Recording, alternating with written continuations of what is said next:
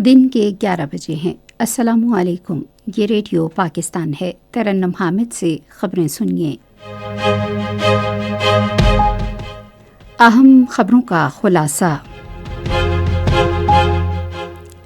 کرغستان کے صدر کے اعزاز میں آج وزیر اعظم ہاؤس اسلام آباد میں باضابطہ استقبالیہ تقریب منعقد ہوئی۔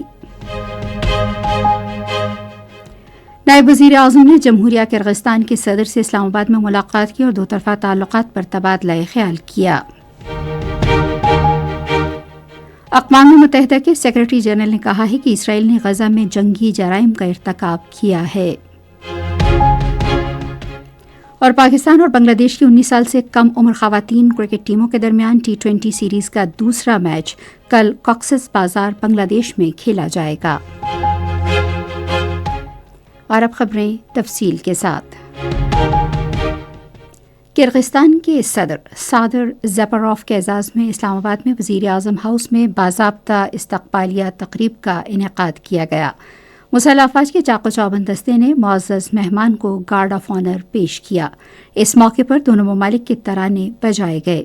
اس سے قبل وزیر اعظم ہاؤس پہنچنے پر وزیر اعظم شہباز شریف نے کرغستان کے صدر کا استقبال کیا۔ نائب وزیر اعظم اسحاق ڈار نے پاکستان کے دورے پر موجود کرغستان کے صدر سادر زپروف سے اسلام آباد میں ملاقات کی اور دو طرفہ تعلقات پر تبادلہ خیال کیا۔ نائب وزیر اعظم نے باہمی دلچسپی کے تمام شعبوں میں پاک کرغز تعلقات کو مزید مضبوط بنانے کے لیے اعلیٰ ترین سیاسی سطح پر پاکستان کے مضبوط عزم کا اعادہ کیا۔ انہوں نے صدر سادر زپروف کو پاکستان کی قیادت کے ساتھ ان کی طے شدہ مصروفیات، دونوں ممالک کی کاروباری برادریوں کے ساتھ بات چیت اور وسیع دو طرفہ تعاون کو آگے بڑھانے کے لیے بات چیت سے بھی آگاہ کیا۔ کرغستان کے صدر سادر نورگزووچ زپروف پاکستان کے پہلے 2 روزہ سرکاری دورے پر اسلام آباد میں ہیں۔ کابینہ کے سینئر وزراء، اعلیٰ حکام اور معروف کاروباری شخصیات پر مشتمل اعلیٰ سطح کا وفد کرغستان کے صدر کے ہمراہ ہے۔ دورے کے دوران کرغستان کے صدر زپروف اپنے پاکستانی ہم منصب سے معاونین کے بغیر ملاقات کریں گے، جس کے بعد وزیر اعظم کے ساتھ وفود کی سطح پر بات چیت ہوگی اور وہ پاکستان کرغستان بزنس فورم سے بھی خطاب کریں گے۔ پاکستان اور روس نے اقتصادی توانائی اور اسٹریٹجک تعاون کو وسعت دینے پر اتفاق کیا ہے۔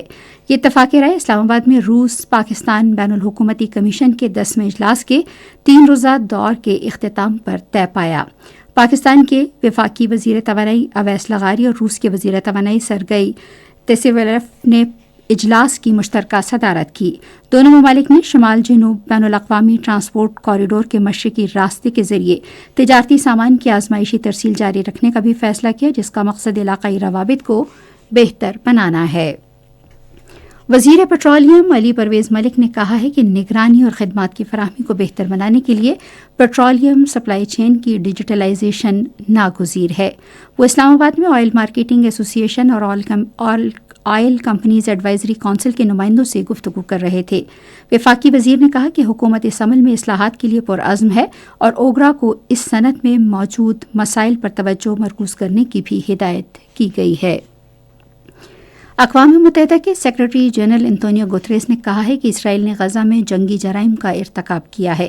ایک بیان میں انہوں نے کہا کہ اسرائیل نے غزہ کی پٹی میں اپنی فوجی کارروائی میں بنیادی غلطیاں کیں۔ انہوں نے کہا کہ اس بات پر یقین کرنے کی مضبوط وجوہات ہیں کہ اسرائیل نے غزہ میں جنگی جرائم کا ارتکاب کیا ہے۔ انتونیو گوتریس نے اسرائیل کو شہریوں کی ہلاکتوں اور غزہ کی تباہی کا ذمہ دار ٹھہرایا۔ غزہ میں جنگ بندی کے باوجود خان یونس کے قریب المواسی امدادی علاقے پر اسرائیلی فضائی حملوں میں 2 بچوں سمیت مزید 5 فلسطینی شہید ہو گئے ہیں۔ اکتوبر 2023 سے غزہ پر اسرائیلی جارحیت کے نتیجے میں اب تک شہید فلسطینیوں کی تعداد 71,122 سے زائد ہو گئی ہے۔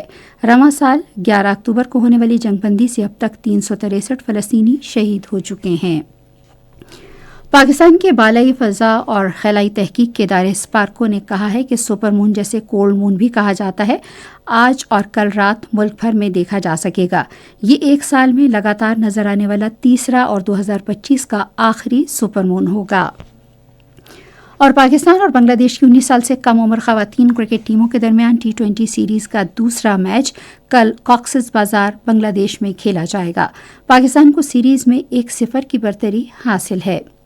اسی کے ساتھ خبریں ختم ہوئی۔ مزید خبروں اور تجزیوں کے لیے آئیے ہماری ویب سائٹ پر radio.gov.pk اور فیس بک کے link radio Pakistan news official پر براہ راست ویڈیو اسٹریمنگ بھی ملاحظہ کیجیے.